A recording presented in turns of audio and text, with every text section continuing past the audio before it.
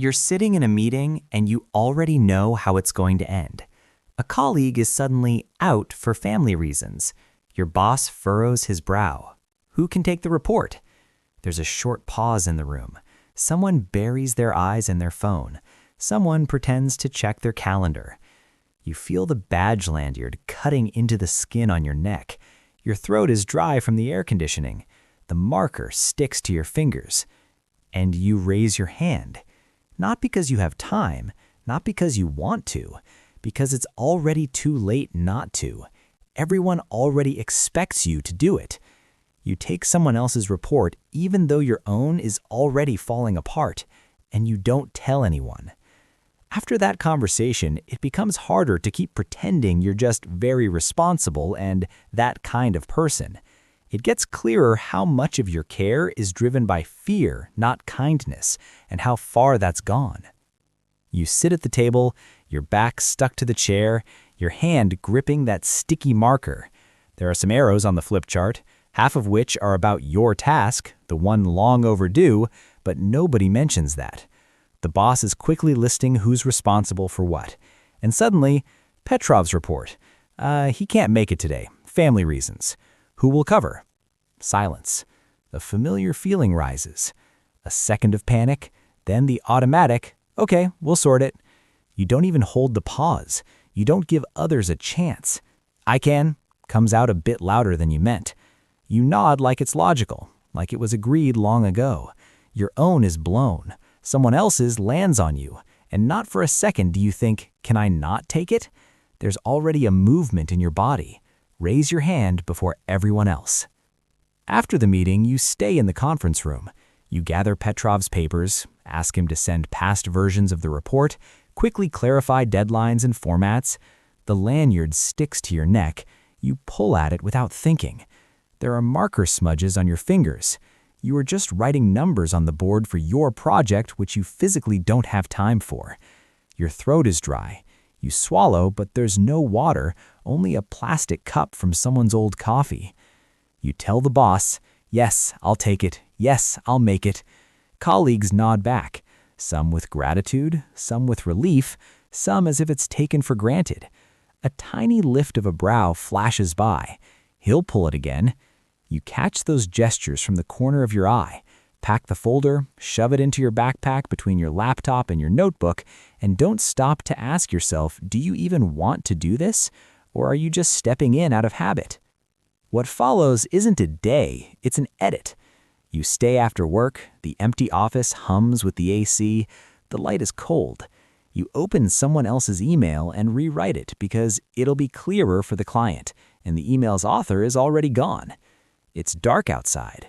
The security guard yawns by the door, and you fixing other people's wording and add at the end, if anything, contact me. Another scene.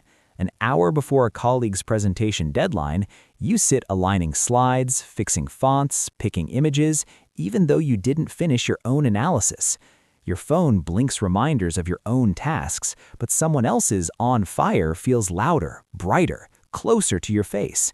You push your own work to the evening, to the weekend, to later, without saying out loud why it has to be that way. In chat, it's a short, okay, I'll look. In your head, not a single, how about you do it? Only sprinting after other people's emergencies. The picture changes. It's not the office. Family dinner, noise, conversations, someone asking where the forks are, someone else coordinating who picks up the latecomers, who drives auntie home. Somehow, all paths lead to you. You lay out the plates, answer the chat with one hand somebody napkins with the other, coordinate who gets no salt, who gets no mayo, who needs tea without sugar. No one appointed you, people just default to you. Then the friends group chat. Who will pick the date? Who will collect the money for the cabin? Who will sort it when two people don't get along?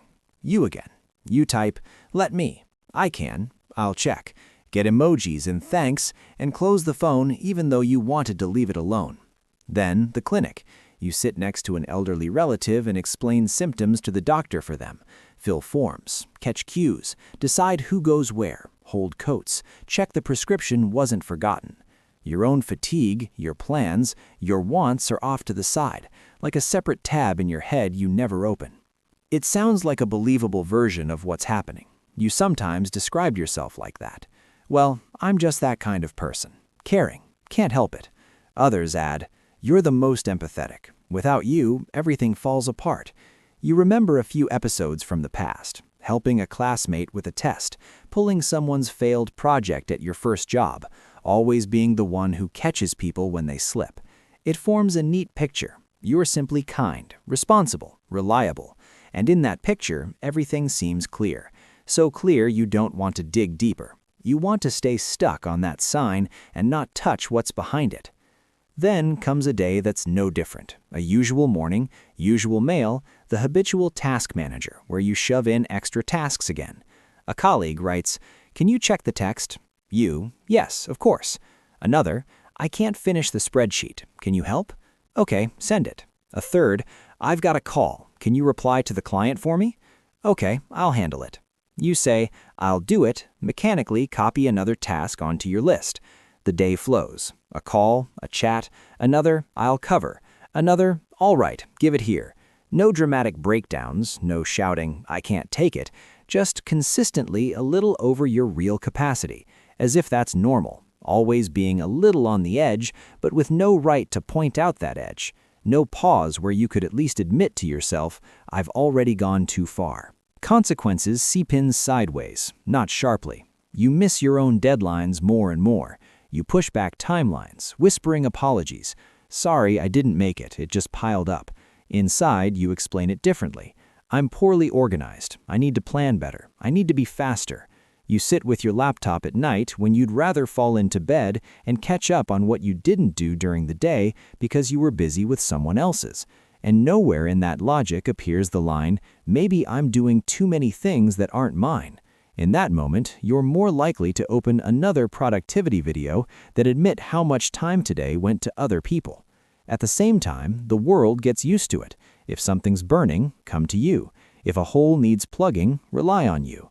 At some point, this stops looking like a virtue and becomes background, something that should be this way. The tired, well, who else if not you? Now the same meeting scene, but the camera pulls back a bit. The moment you say, "I'll take Petrov's report," only now we see the spreadsheet on your laptop, red deadlines on your own project, notifications marked overdue. You know you won't make it. You know that in the moment you raise your hand. And another thing becomes visible. At the second the boss asks who will cover, inside you moves not just the usual urge to help, but relief. The louder you show your readiness to save someone else's tasks, the less likely anyone will look closely at your own numbers. That gesture is not only about selflessness, it's also a shield, an attempt to cover your own backlog with a noisy offering of help. And still the question remains, why like that? Why, instead of saying, "I can't make it," do you automatically take on more, as if the only option is to prove once again that people can rely on you? A strange math starts working then. The more you cover other people's failures, the stronger the belief forms around you. You'll handle it all. The bosses believe less and less that it might be hard for you. When you one day say, "I can't keep up," people look at you surprised. You? Really?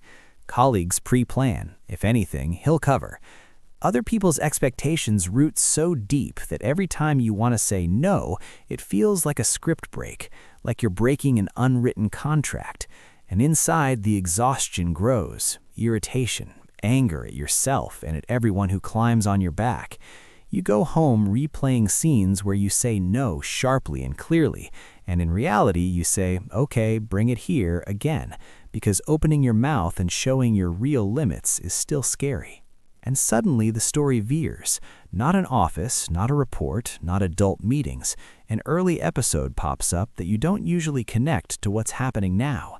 School, a group project.